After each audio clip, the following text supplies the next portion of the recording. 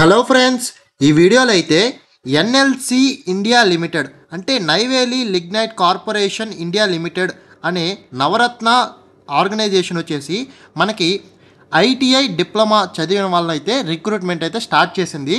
ITI diploma ఈ రెండిట్లో ఏది చేస్తున్నా కానీ ఈ రిక్రూట్మెంట్కి అయితే మనమైతే ఎలిజిబుల్ అనమాట.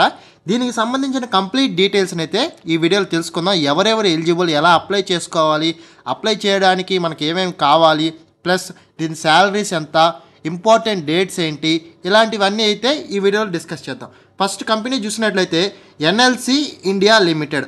ఇది వచ్చేసి నవరత్న పబ్లిక్ సెక్టార్ ఎంటర్ప్రైజ్ అనమాట. ఇది ఆన్లైన్లో ఇన్విటేషన్స్ అయితే అది అప్లికేషన్ అయితే ఇన్వైట్ చేస్తుంది. ఇక్కడ చూసినట్లయితే 2 పోస్టులకు గాను ఇది రిక్రూట్మెంట్ స్టార్ట్ చేసింది. అవి వచ్చేసి industrial trainee or SME and technical. ఇంకోటి వచ్చేసి industrial trainee mines and support services. ఈ రెండిట్లో అయితే ఇదైతే రిక్రూట్మెంట్ చేస్తుంది. ఇక్కడ చూసినట్లయితే ట్రైనింగ్ డ్యూరేషన్ వచ్చేసి 3 years అయితే ఉంటుందన్నమాట. మనల్ని వాళ్ళు రిక్రూట్ చేసుకున్న తర్వాత 3 years అయితే ట్రైనింగ్ ఇస్తారు. నెక్స్ట్ ఇక్కడ చూసినట్లయితే ఎడ్యుకేషన్ క్వాలిఫికేషన్ వచ్చేసి మనం ఖచ్చితంగా డిప్లొమా అయితే చేస్తుండాలన్నమాట.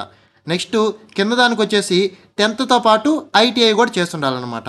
ఓకే, లేకపోతే 10th పాటు నాక్ సర్టిఫికేట్ ఎనీ ఇంజనీరింగ్ డిసిప్లిన్లో ఎన్ఏసి సర్టిఫికేట్ అయితే మనకి ఖచ్చితంగా ఉండాలన్నమాట. దీనికి చూసినట్లయితే నెంబర్ ఆఫ్ పోస్ట్ చూసినట్లయితే number of slots number of vacancies అనుకోవచ్చు. ఇది చూసినట్లయితే 100 ఉన్నాయన్నమాట. దేనికి ఫస్ట్ కేటగిరీకి 100 ఉన్నాయి. నెక్స్ట్ సెకండ్ కేటగిరీకి వచ్చేసి 139. టోటల్ వచ్చేసి 239 వ్యాకెన్సీస్ అయితే మనకి ఈ ఎన్ఎల్సి ఇండియా లిమిటెడ్ అయితే రిలీజ్ చేసింది. దీనికి సంబంధించిన ఇంకొన్ని డీటెయిల్స్ అయితే చూద్దాం. ఇక్కడ చూసినట్లయితే మనం అప్లై చేయాలంటే ఖచ్చితంగా మనకి మన డిప్లొమాలో కానీ ఆర్ ఐటీఐలో కానీ 50% అయితే మార్క్స్ అయితే వచ్చి ఉండాలన్నమాట. 50%తో మనం ఖచ్చితంగా పాస్ ఉండాలి. ఎవరు అన్రిజర్వ్డ్ కేటగిరీసు, ఈడబ్ల్యూఎస్, ఓబీసీ కేటగిరీస్ అయితే ఖచ్చితంగా 50% అయితే తెచ్చుకో ఉండాలి. నెక్స్ట్ ఎస్సీ ఎస్టీ కేటగిరీస్కి అయితే 40% వస్తే సరిపోద్ది అనమాట. నెక్స్ట్ ఇక్కడ చూసినట్లయితే ఇండియన్ యూనివర్సిటీస్ ఆర్ ఇన్స్టిట్యూట్స్ అని ఉంది కదా, అంటే అర్థం ఏంటంటే మీరు డిప్లొమా ఆర్ ఐటీఐ ఖచ్చితంగా ఇండియన్ యూనివర్సిటీస్ నుంచి ఆర్ ఇన్స్టిట్యూట్ నుంచే చేయాలన్నమాట. అర్థమవుతుందా? ఇండియాలోనే ఖచ్చితంగా చదివి ఉండాలి. నెక్స్ట్ ఇక్కడ చూసినట్లయితే age limit, upper age limit అంటే ఏ ఏజ్ వరకు మనం దీనికి ఎలిజిబుల్ అంటే ఫస్ట్ ఇక్కడ చూసినట్లయితే అన్రిజర్వ్డ్ కేటగిరీస్కి ఈడబ్ల్యూఎస్ వాళ్ళకి 37 years వరకు ఎలిజిబుల్ అనమాట. నెక్స్ట్ ఓబీసీ కేటగిరీస్ వాళ్ళకి 40 years వరకు, ఎస్సీ ఎస్టీ కేటగిరీస్ వాళ్ళకి 42 years వరకు అయితే ఏజ్ రిలాక్సేషన్ అయితే ఉందన్నమాట.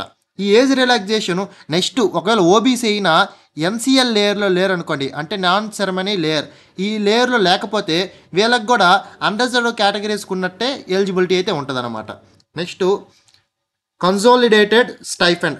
మనకి స్టైఫండ్ గురించి చూసినట్లయితే first industrial trainee or SME and technical ఈ కేటగిరీకి గాను ఫస్ట్ ఇయర్లో 18,000 ఇస్తారు, సెకండ్ ఇయర్లో 20,000 అండ్ థర్డ్ ఇయర్లో 22,000 అయితే మనకి స్టైఫండ్గా అయితే ఇస్తారనమాట. నెక్స్ట్ వచ్చేసి industrial trainee mines support services. దీంట్లో అయితే ఫస్ట్ ఇయర్కి గాను 14,000 14,000, సెకండ్ ఇయర్కి గాను 16,000, థర్డ్ ఇయర్కి గాను 18,000 అయితే మనకి స్టైఫండ్గా ఇస్తారనమాట. నెక్స్ట్ ఇక్కడ చూసినట్లయితే ప్లేస్ ఆఫ్ ట్రైనింగ్ అనేది మనకి ఇండియాలో ఆ ఆర్గనైజేషన్ ఎక్కడెక్కడ ఉందో అక్కడ ఎక్కడైనా ఉండొచ్చు అనమాట. వీళ్ళు ఖచ్చితంగా ఇక్కడే ట్రైనింగ్ ఉంటుంది అని చెప్పలేదన్నమాట. నెక్స్ట్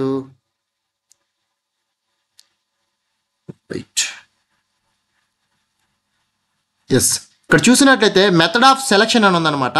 ఈ మెథడ్ ఆఫ్ సెలక్షన్ ఏంటంటే ఫస్ట్ వీళ్ళు ఆన్లైన్లో అప్లికేషన్స్ని తీసుకుంటారనమాట. ఆన్లైన్లో అప్లికేషన్స్ తీసుకున్న తర్వాత మనకి ఒక రిటర్న్ టెస్ట్ ఉంటుందన్నమాట. ఇక్కడ చూడండి రిటర్న్ టెస్ట్. ఈ రిటర్న్ టెస్ట్లో మార్క్స్ బేస్ చేసుకొని సెలక్షన్ ఉంటుందన్నమాట.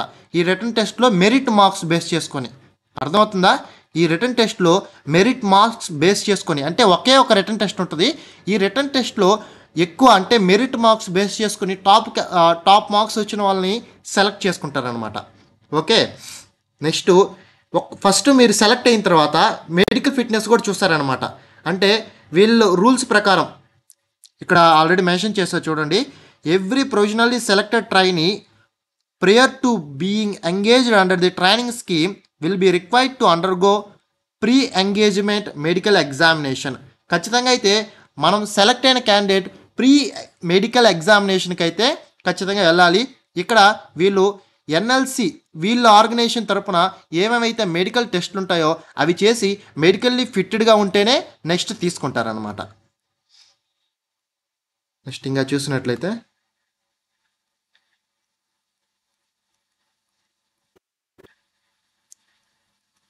ఇక్కడ చూడండి, జనరల్ కండిషన్స్.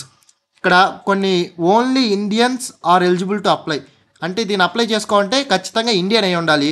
నెక్స్ట్ 18 years ఖచ్చితంగా ఉండాలన్నమాట, అంటే 18 years కాడికి ఎక్కువ ఉన్న వాళ్ళే అప్లై చేసుకోవచ్చు.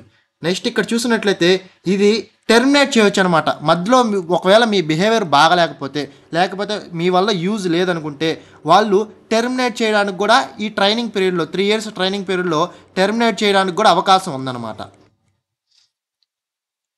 నెక్స్ట్ ఈ ఎన్ఎల్సికి సంబంధించి మనం ఎలా అప్లై చేసుకోవాలో కూడా నేను ఒక వీడియో చేస్తాను. మీరు ఆ వీడియోకి ఇంట్రెస్టెడ్గా ఉంటే దయచేసి కింద కామెంట్స్లో ఖచ్చితంగా మాకు కూడా ఈ ఎన్ఎల్సి ఎలా అప్లై చేయాలో తెలియకపోతే, మీకు కూడా తెలియకపోతే we want video about application of NLC అని, అంటే లేకపోతే మీకు ఎలా కావాలంటే ఆ విధంగా మీకు కావాలంటే కామెంట్ బాక్స్లో మెన్షన్ చేయండి, నేను ఖచ్చితంగా వీడియో అయితే చేస్తాను. ఇక్కడ డాక్యుమెంట్స్ రిక్వైర్డ్, అంటే దీనికి అప్లై చేయాలంటే ఏ డాక్యుమెంట్స్ కావాలి చూడండి. High quality recent passport size colour photo size ఇక్కడ మెన్షన్ చేశారు. జేపీఈజీ ఫార్మేట్లో ఉండాలి, 50 KB ఉండాలన్నమాట. Next good quality image of candidate signature వచ్చేసి జేపీఈజీలో ఉండాలి, 50 KB ఉండాలి, బ్లూ అండ్ బ్లాక్ పెన్నే వాడాలన్నమాట. Next proof of date of birth certificate ఉండాలి, or matriculation or 10th class mark list అయితే ఉండాలి. ఇది పీడిఎఫ్ లాగైనా ఉండొచ్చు, లేకపోతే జేపీజీ ఫార్మేట్లో అయినా ఉండాలి. నెక్స్ట్ 250 KB అయితే సైజ్ ఉండాలి. Next copy of Aadhaar card, ఇది కూడా పీడిఎఫ్ లాగా ఉండొచ్చు ఆర్ జేపీజీ ఫార్మేట్లో ఉండవచ్చు, 250 KB ఉండొచ్చు అనమాట. Next SSC or 10th class or matriculation certificate mark list, దీన్ని కూడా మనం అప్లోడ్ చేయాల్సి వస్తుంది. Next 12th standard certificate. Next proof for processing notified qualifications in provisional certificates, అంటే ఇది డిప్లొమా కానీ ఐటీఐ కానీ చేస్తుంటే ప్రొవిజనల్ సర్టిఫికేట్ వస్తుంది అనమాట, దాన్ని కూడా అప్లోడ్ చేయాలి. Next consolidated or semester wise marks list, మనకి డిప్లొమా చదివినట్టయితే సెమిస్టర్ వైజ్ మార్క్స్ లిస్ట్ కూడా దీంట్లో అప్లోడ్ చేయాలి. Next copy of community certificate in case of candidates belong to SC ST OBC, మీరు ఎస్సీ ఎస్టీ ఓబీసీలో మీకు ఏజ్ రిలాక్సేషన్ అటువంటి కావాలంటే ఖచ్చితంగా క్యాస్ట్ సర్టిఫికేట్ కూడా అప్లై చేయాలన్నమాట. నెక్స్ట్ ఎక్స్ సర్వీస్ మ్యాన్ అయ్యుంటే దానికి సంబంధించిన సర్టిఫికేట్ కూడా మనం అప్లై చేయాల్సి వస్తుంది అనమాట.